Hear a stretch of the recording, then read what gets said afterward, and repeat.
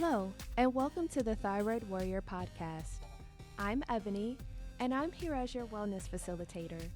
I'm going to be sharing my experiences in managing Hashimoto's disease. I really hope that it'll help you on your personal journey. Keep in mind, however, this does not substitute for medical advice. It is only for your information and motivational purposes only. Now, let's get started. Hello, friends. We are finishing up this series by just going through really briefly a recap of all of the things that we've talked about, and it's going to be a very quick list to run through. The moral of this series stories is we have to understand that there are so many lies that we tell ourselves. There are so many times where we get caught up in the comparison game where we struggle to love ourselves, whether it's because of our autoimmune condition, our thyroid disease, or even struggling with things like an eating disorder, like Devin described in the last episode. But what I want to drive home for you today is I want you to understand that you are uniquely you. It's like being a snowflake. There is only one kind of snowflake that exists with that particular pattern, and there is only one of you. No one else can take your place. No one else can be you. No one else has your voice. No one else has your characteristics, and that makes you phenomenal to me. And I want you to recognize your power. I want you to recognize your worth, and I want you to understand that in a world where you are constantly being bombarded with so many things telling you that you're less than, or you're not enough, or you need to buy this, or you need to do this, or blah, blah, blah, blah, blah, insert all of the things. I just want you to stay focused on who you are and what you were called to be, period. And one of the things that I have discovered throughout all of this is it's also difficult to not fall into the comparison game by structuring my day and planning it out so that I know what I'm doing or at least I have an idea. And that way I don't get distracted by scrolling mindlessly on social media or looking at what the next person is doing because I have a plan. And that's been one of the biggest things that has made my life so much easier. And I'm not always good at it. I'm not. I would be lying to you if I said I stuck to my schedule, I stuck to my planner, I stuck to doing the things that I said I was going to do. Because let's face it, you get tired. I mean, I took today off from work because I've gotten to that point where I'm exhausted. And I don't know about you, but I find that a lot of times it's very difficult for me to verbalize when I feel overwhelmed or when I feel stressed out, because far too often there's so much going on around me. And my family has a lot of things going on, and I want to be there for them or even there for my friends.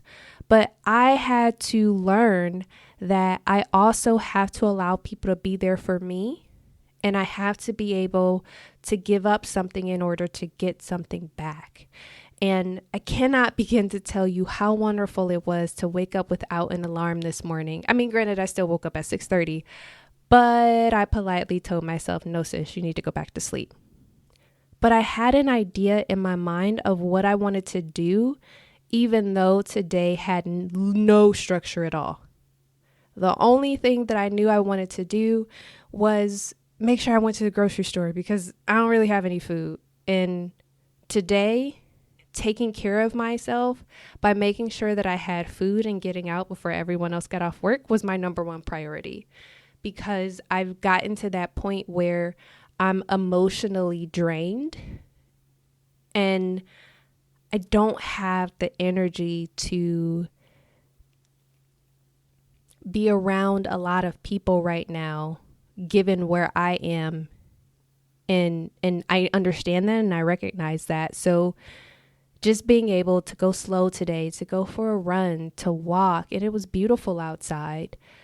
But tomorrow will be a different story. And I already wrote down what I want to do for tomorrow. I wrote down my outcomes, and I'm just really excited to be able to do that.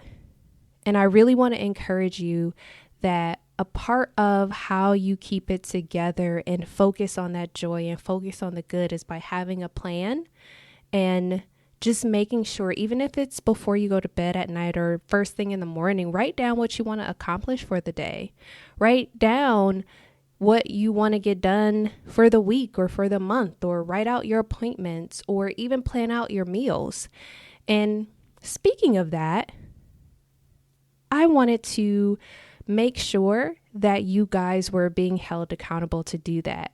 So you can go to joyfulebony.com/stress-free, and you will find a page that has a video that's talking about the importance of your health, but also you'll be able to enter your email address to get a planner that I created for you. So go to joyfulebony.com/stress-free and grab that guide and take that time to really understand and about really 3 pillars, as I call them, when it comes to our health and honoring our bodies. And that's through physical, mental and emotional, and spiritual health. So I wanted to make sure that I provided that quick overview for you. But if you have any questions, feel free to reach out to me at hello@joyfulebony.com. And I cannot wait to hear from you. And please tag me at Joyful Ebony when you actually start using the planner as well. I would love to see how you are using it. And with that, friends, be happy, be whole, and be well. Oh, and by the way, in the next series, we're actually going to be talking about olfaction, or our sense of smell, and we're going to be diving deep into essential oils.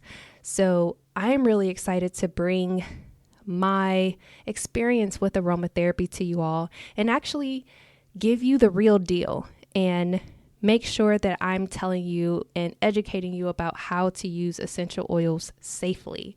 So I'm very pumped about that, and I cannot wait to kick that series off with you guys. So now, be happy, be whole, and be well. Take care. Okay, thyroid warriors, get out there and take things one step at a time. Remember, be great, reflect on your triumphs, and as always, be well. Take care.